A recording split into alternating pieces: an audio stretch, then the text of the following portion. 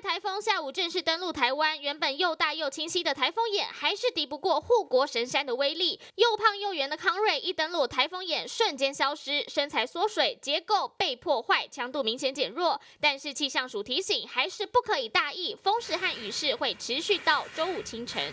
那现在目前它是一个中度台风哦，但是对我们的威胁仍然持续存在。那再来，我们来关心一下整个降雨的部分，持续的这个台风的一个螺旋雨带哦，一直在影响着整个台湾地区哦，所以我们今天整个降雨的状况，从北部一直到东半部，还有南部地区，持续都有很显著的降雨。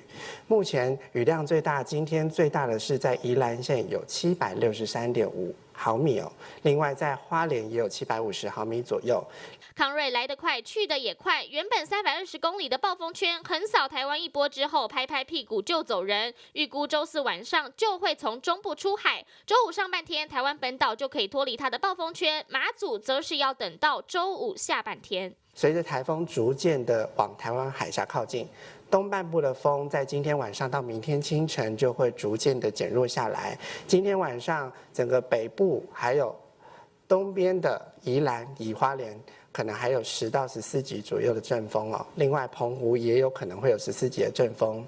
那在比较偏向是南台湾的部分，大约有9到12级左右的阵风。康瑞台风是最近20年来10月登陆最强的台风，也是从1996年赫伯台风之后28年来登陆最强而且最大的台风。眼强伴随破坏性暴风，平均风达到16级，最大阵风17级以上。周五上半天，全台8县市风雨都达到停班课标准，不过还是要等到地方政府宣布为主。欢迎新闻综合报道。